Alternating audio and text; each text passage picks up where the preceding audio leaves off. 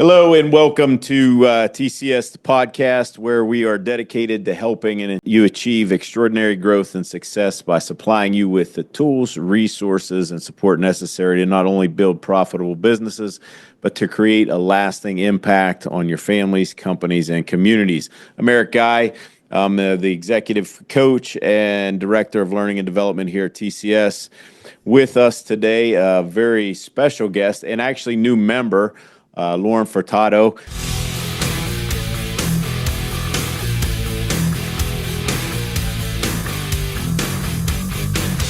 Really excited about this, Lauren, and I'm going to jump in here. So guys, Lauren is the owner. If you haven't met her yet on the call, so she's only been on a few calls, but she's given information on the calls that has been very helpful to some of the members. She's the owner of a fractional CFO services firm, and she's labeled not your typical CPA. And I can kind of attest to that with all the CPAs that I've got to work with over the years. Spent 19 years in public accounting, serving multi-billion-dollar Fortune 500 companies, but was passionate about bringing big company strategies to blue-collar business owners to simplify their finances, enhance growth and impact, and improve their profitability. She's a certified public accountant in the state of New Jersey, grounded in her faith and family values, driving her impact-driven results to her 7- and 8-figure business clients. This is going to be pretty impactful for our members, Lauren, and this is not the first time I don't think they'll see, or the last time they're going to see you. Because a lot of us, especially I know from just my experience and the experience from a lot of other contractors, this is something we don't like to even talk about a lot of times, right? I'm sure you've heard that. Did I miss anything when I introduced you, by the way? No, listen, that was a great introduction. Appreciate that kind of background, and just so you guys kind of know where I'm coming from, right? For me, I'm truly passionate about bringing the big company stuff to the smaller guys. For me, I was serving those huge corporations for so long, and to be honest, it's the exact same financial concepts, whether you're talking multi-billions or you're talking hundreds of thousands within a smaller business. They may have entire departments dedicated to reviewing this stuff, but it's the exact same financial concepts that are important, whether you're big, small, and trying to get kind of to that next step. Yeah, I mean, one of the big things that I want to talk about today that it'll probably take up a lot of time, and rightfully so, because I've faced this. I know I've talked to a lot of contractors who face this, and it's really the mindset of looking at your finances, because it's typically not something that we grew up getting a whole lot of education around and things. But what are some of those main mindset hurdles that face us in monitoring our finances and things? Yeah, so we'll get to mindset one second. I just want to give a quick stat about the success of your company and the importance of actually reviewing your financials. So there's statistics that say the success of your business can be up to 95% if you review your finances every week. It gets down to 25% when you only do it once a year. So just want to encourage you, if you're only looking at the financial results of your company when it's tax time every year, you are going to miss the boat pretty significantly. That's a big gap between 90 and 25%. So that's why it's important. 90, would you say 95 and 25%. 95% if we is weekly. Yep. And listen, there's a happy medium. To be honest, when we say reviewing financials, that can mean something different to everybody. My recurring clients that I work with, 7- and 8-figure blue collar businesses, we review them monthly. We have biweekly touch points, but when I'm not talking to them, they're still in looking at some financial information, whether that's a cash flow forecast or job costing or whatever it is. That definition of kind of what the metrics are is probably a different discussion, but at least being open to reviewing financials, knowing that there is a direct impact between reviewing your numbers and being able to make decisions that are healthy for your business. So I just want to make sure that point is made, because if you, again, that mindset stuff, if you are drowning in feeling ashamed of decisions you've made, right? Because even from a personal standpoint, if I said, Eric, show me your credit card statement right now, there would be a little bit of like, oh, you're going to see that I ordered pizza out 3 times last week and that I'm buying subscriptions that I don't even use, right? It's the same in your business. Your finances and the transactions included in your finances are a direct reflection of the decisions you've made, good, bad, or anything in between, right? We have to be able to shed that shame that may exist relating to decisions you've made. There's only one way to get to the next step of improving your business, and it's by being open to actually facing the music. I always analogize it to having a weight loss goal. You can only figure out how to change your habits if you're willing to get on the scale.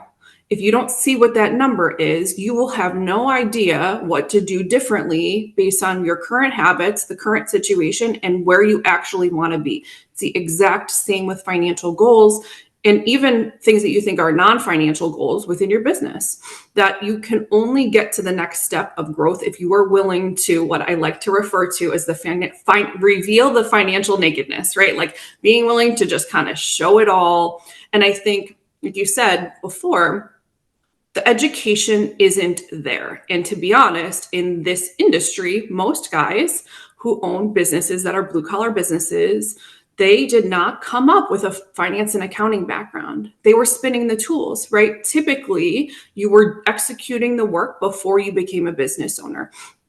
And it's just being willing to ask for help and figuring out kind of where to plug in needs as it relates to your finances, because you don't know. One big thing I pride myself on, and I know I claim to be the unconventional CFO, right? It's the name of my company. The reason I truly consider myself unconventional is being able to explain the concepts in a way that's digestible and that you truly understand. Let's keep it simple. Let me walk you through how it works. What are these numbers really telling you? Where can I find them in the financials? So just being able to take the time and build the trust. So it's having people that you feel comfortable with revealing that financial nakedness, because there's a level of sensitivity of like, this person's going to, yes, be direct and telling me kind of how it is, but explaining the information. I think it's very unfortunate in the accounting industry. We are still known for being a bit, we overcomplicate things and we use jargon you may not be familiar with, right? Acronyms and KPIs that you're just like, I don't even know what a P&L is, right? Like, I don't know what DSO means. Like, I could say all these things and it just literally, it's going to get the glazed look in the eyes, right? That like, right. I just am checking out because I have no clue what you're talking about. I simplify it, right? So it's finding a professional that's going to meet your need, but it's also going to really, again, make it in a way that's digestible so you can understand it. The last thing you also want to do is engage somebody that you're just outsourcing it. Like, oh, I've got Lauren, I don't have to do anything. No, I want you to understand the impact of your decisions on the financials and see it. I want you to be able to, again, have a conversation with, I don't know, a banker on your financials without me having to necessarily hold your hand, right? So a lot of what I do in my service is about education. Yeah. What else do you think like prevents us from looking at those things? Is it, obviously a lot of us just aren't educated in it, yeah. But is there more to that fear? Yeah. So I think it's a couple of things. So I think the root is that unknown, but I think it manifests in different ways. So I think shame, but like also ego, right? This is a very male dominated part of business, right? Like I think especially guys who have run their business for a long time, like, oh, I now have to admit I don't know these things. So I think ego and pride like up against the shame aspect with not knowing the concepts or not wanting to face it or not have somebody tell me I'm doing something wrong is just, and to be quite honest, like that's not the type of business owner that is going to grow. And that's the kind of stuck mindset. But I think ego unfortunately plays into it when you're not willing to have a hard conversation about the numbers. And people have sensitivity about finances, right? Like, I don't know everybody's background. You could have had, a really messy divorce. You could have had a bankruptcy in your family. You could have struggled with finances growing up. Like there's maybe some financial wounds that exist outside of your business that just create, again, sensitivity around the topic. Yeah. And I don't know if you've ever had anybody, I'm certain you have, but uh, years ago for me, and I've had others that have said this, like, I don't want to look at it because it just seems too difficult. Yeah, Like, overwhelm, right? it's just, I think that difficult piece is there, and you said you simplify it. Like, how do you do that so that someone's mindset kind of calms down so we can actually start Sure. looking at those things? Like, what makes you unconventional and different? Yeah. Yeah, so I think it's two things. One, there is not, 30 different metrics we need to be reviewing in your business as part of the finances. It's a pretty set list of 4 items. And then also when we do onboarding, yes, we do a ton of digging into your goals from a business perspective. We talk about personal goals. How does that all fit in? I have to acknowledge we can't boil the ocean, right? Like Eric may have 15 different goals from a business perspective, but like what are the top priority ones? And you have to break it down into actionable items. So I think it's to not make it so overwhelming because you're like, how do I get to all these 15? And under these 15, I've got, 3 or 4 action items within each. And like, where do I even start? Right. So I think it's about prioritization as well, right? Like, what are the most important things for us to be focused on? And like short term, how do we get there? And like every check-in, it's going back to the goals, going back to the action items, and like clearly having an understanding as to like who's working on what in between. So I think it's the way to eliminate the overwhelm is by truly prioritizing and understanding like where do I start? Yeah. Is there a way to, again, how do I want to term this? Is there a way to kind of make it sexy that we want to look at it? Maybe not every week, but maybe every 2 weeks. Yep. How do you get somebody that's like Sure. so bullheaded, because that's kind of how I am and was initially looking at things. It's like, Yeah. how are you gonna get somebody like that to look at things? What do we bite off first? Yeah. So one is accountability, right? So whether that's you have a professional that like for me, it's easy because I literally have calendar scheduled calls with clients, right? So it's like every 2 weeks, we're going to talk finances, whether Right. you like it or not. And so even if it's in preparation of like, oh crap, I have my call with Lauren this week and I was supposed to give her information on, I don't know, money I owe on a payroll liability or something, right? So like there might be information I'm asking you for. So like that accountability of having someone involved, I think does help. If you're doing it on your own, though, I think it's just about building a process. One of the things, again, from a client perspective, but translates even if you're doing it yourself, is having what's called like a financial reporting process, right? So just having the discipline to say, okay, within my financial reporting process, I'm going to make sure like these specific things are done. Now, whether Eric, that's you specifically looking at the cash flow forecast every 2 weeks. And then every month, your wife's doing the bookkeeping, whatever it kind of looks like, right? That like, it's just making sure that there's some structure around financial reporting in your business and that you're focused on. For me, I just mentioned it, but cash flow forecasting is hands down the thing we spend the most time with clients on. But we can't really get to forecasting until we have clean books and good records. So it's really just making sure you have financial information to be able to review it, right? You can put the time on your calendar, but if you don't actually have information to review that's helpful and timely, then it's going to be stale, right? So there's got to be an upfront process to get you to the point where you actually can look at something like a cash flow forecast every 2 weeks. Yeah, and I know I get this question a lot, or at least I hear it a lot. Is okay, like you're telling me if I haven't started yet, Mm-hmm. what are the 2 or 3 numbers that I absolutely need to pay attention to right out of the gate, or what should we be paying attention to? Yeah. Does that simplify it too much, or? Nope, that's okay because honestly, there's 4, and out of those, we can talk about why each is important. Okay. And to be honest, if you're not looking at the first one, like that should be one that's done before I even touch a client. So let's talk about what I call the critical 4. Okay. And those are like the 4 that we focus on from a trending perspective, from a dashboard perspective. We're deep diving every month to review these 4 metrics as well as the other financial stuff. But first is revenue. Obviously, sales is such a huge component, but where we're spending time is understanding your bidding and pricing. How do you handle overruns? What's the collection process like, right? So revenue is one. Without revenue, you've got no business. Okay. Number 2 is gross profit. So taking your revenue minus your direct expenses attributed to providing product or service, right? So direct labor, equipment costs and maintenance, fuel, materials, supplies, those types of things. Now, I just want to pause with gross profit. It's important to look overall, right? But typically you need to be looking at that per job or per product, depending on kind of what your business model is. Because if you don't, I've had clients that haven't done that exercise before. They were looking high level, costs were creeping up, and they realized, hey, we now have an offering that we're losing money on. And then it became decision time for them, right? Do we discontinue the offering? Do we increase prices, right? So like just making sure you're looking at that gross profit on a disaggregated enough level that it's going to be helpful information. And in this world of construction, typically longer term jobs, it's going to be really analyzing the job costing per job. So that's number 2.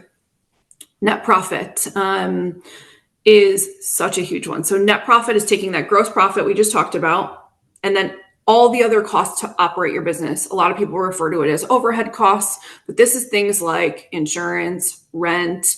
If you've got back office people, let's say you've got HR or sales executives or marketing costs, like all the other things it actually takes to run your business day to day. That might not, again, be directly attributed to fulfilling on customers, right? When you get to that net profit, you have to make sure that your pricing has considered these things, right? Because if you don't have an overhead allocation when you're doing bidding, there is no way that you will be profitable and you will be burning cash so quickly. And again, like the importance of doing this regularly is like, you can look at your cash in the bank, but like, and make decisions, but it's really hard for you to understand like the interrelation of like all the expenses and all of the revenue without looking at it on a regular basis. So net profit, and to be honest, net profit is where opportunity lies. Like that's the number where like you can start doing some of the fun stuff, right? Like hiring more people. Like I love the people and community aspect of being able to create impact, right? Or it's, I want to give more to my church, or I want to, you know, and this is where we spend a lot of time on like the personal goals stuff. It's like, well, you know, Eric actually wants to invest in some real estate. He wants to put a pool in his yard, right? Like, so just understanding like some of the ability to invest, 1, in your business, and 2, pull out of your business personally, right? Like you're not doing this just to survive, right? Like there's an element of like you're building something for your family and your community that is something bigger. So that net profit number really is where we have the ability to invest in other things, maybe expand to new territories or open another location, right? Like that's to me like where a lot of the fun kind of starts. So that's number 3. Mm-hmm. Number 4, so right, we say in accounting, so revenue is vanity, profit is sanity, but cash is king. And I firmly believe that. Like I mentioned before, that cash flow forecasting is where we spend the most time with clients. And let me just explain what cash flow forecasting is, right? So you understand what cash in the bank is today, but forecasting is really, and I'm just going to acknowledge it is not a crystal ball, but it is being able to predict where your cash balance is going to be over a period of time. Typically with my clients, we do a 12-month forecast. And depending on the business, it might be on a weekly basis. It might be a monthly, kind of, again, dependent on the business. But it will help you understand like how you're going to make payroll. Because I can tell you a lot of clients come to me and say, Lauren, on my P&L and like my accountant's telling me I'm profitable, but I don't have any cash. Right? You've got businesses that are seasonal. So it's trying to make decisions on like, where do we see the uptick? Where do we see the down? And like, where can we spend? Where can't we? When you look at the cash in and out of your business over a period of time, you can then make decisions. Because the problem is you can look at your bank account balance today, but let's say tomorrow you have an annual payment due that you pay for insurance, right?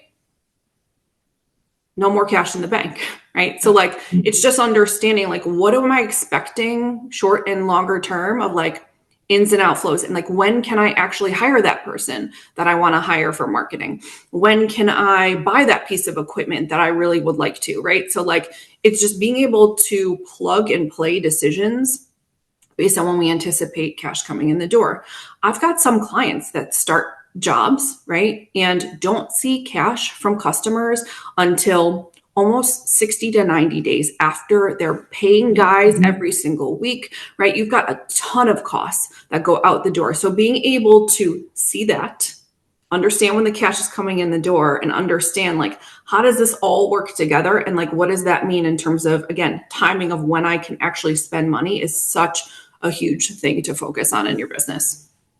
Yeah, and all those when you do those things, that cuts a lot of the anxiety and overwhelm down when you can actually take a look at those things. I do. I mean, I used to really think that was difficult. That's why I didn't look at it for sure. I mean, I didn't have. You would have thought I would have had the education as much as I had like in graduate school, but I only had one class. That was it that whole time, and I didn't want to look at it. But once I realized that, hey, you look at these numbers and you kind of get ahead of them, and even if they're not exactly perfect, they're still eliminating a lot of, for me, and for especially like contractors, what I've seen is it eliminates a lot of that anxiety and takes away some of that headspace that you have trapped for worrying about everything, and lets you do more jobs. And then you get back to the first one, you increase the sales. Yeah. And listen, you can only bridge the gap between where you are and where you want to be by like being able to actually quantify it. I have a client currently that we're actually working on net profit improvement. They're only at 1.5%. It is not great, but like the goal by the end of the year is to get to 5%. Okay. Now what are the action items that we have in there, right? What cost cutting are we doing? What increases to prices are we potentially exploring? So like the things that you can actually measure and look at, sometimes you realize how close they actually are too. I had another instance where a client was actually doing this like really high level spreadsheet, trying to figure out how much money to take home for their family. Then we got in there, got the books cleaned up, actually analyzed it. And I was like, guys, I know it felt so out of reach, but it's only 5 months away that you can actually take home what you need to for your family, right? So like sometimes looking at the numbers, you realize how not bad it is, right? So like, it's not always like the numbers and the accountants come in, it's always bad news. Like, let's celebrate the wins and let's actually understand how tangible and how close some of those goals that you have are, and being able to measure it and see it and like have people be accountable too.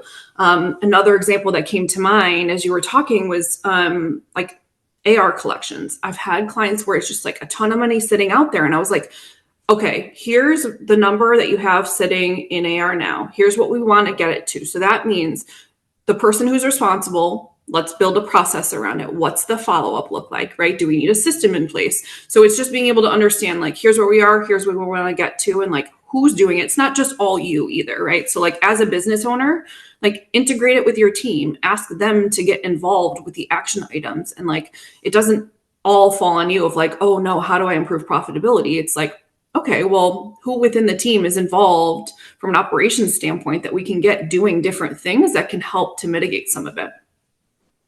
Yeah, it's good. Before I forget, because we're going to wrap up soon, but before I forget, how do especially our folks find you? What's the easiest way to get in touch with you?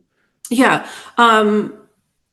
Especially your folks, it's like, I'm in the One Team app, right? I'm in the inner circle. So just shoot me a message, right? I'm happy to send you a link to my calendar. If you want to go straight to my website too, I have a link again, straight to my calendar, even for like a 15-minute, hey, Lauren, like I have this one specific question, or I'm looking for somebody to help me with bookkeeping or tax or whatever it is, accounting and finance related. I'm always open to having a discussion, whether it's over DM or we can just jump on the phone and kind of hash it out. So those are probably the two places I would encourage people to go.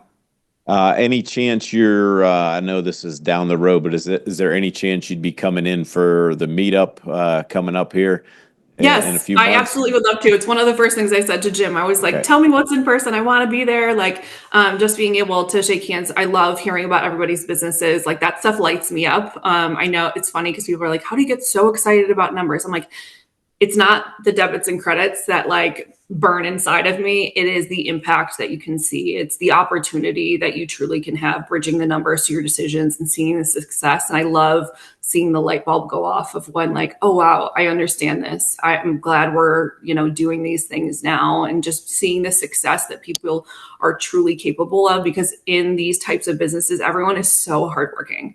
So to see the value that it can add, I would love to be there meeting people and hearing more about their businesses. Yeah, I reckon the first time you come here that you're going to get swarmed.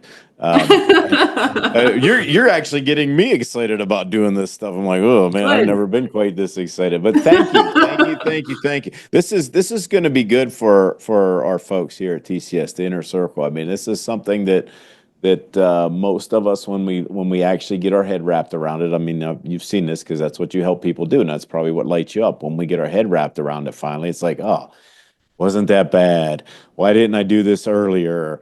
It's all those things. So I'm looking forward to having more conversations with you, Lauren.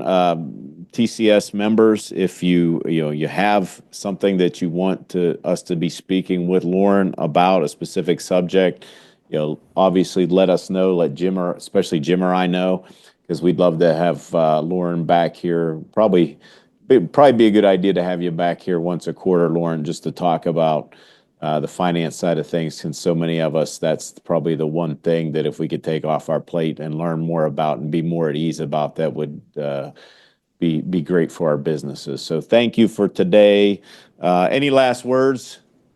No, I want to encourage empowerment, right? Like trying to dig yourself out of that shame spiral about finances, but understanding also, I guess, the intangible impact that comes from things like this, right? Like I've been there where it's up at night wondering how you're going to make payroll. So it's, whether and maybe finances are a sensitive topic between you and your wife. So it's just understanding like the level of stress that does get removed, and like the empowerment with the finances when actually you have a system and a process around it, that I think people don't necessarily realize either. All right. Well, thank you. Thank you for popping on here and sharing your expertise, and looking forward to more time with you. Gang, that's a wrap for today for the TCS podcast. Stay focused, stay driven, and keep building the business and life you deserve. Until next time, keep leading, keep growing, and keep winning. We'll see you next time.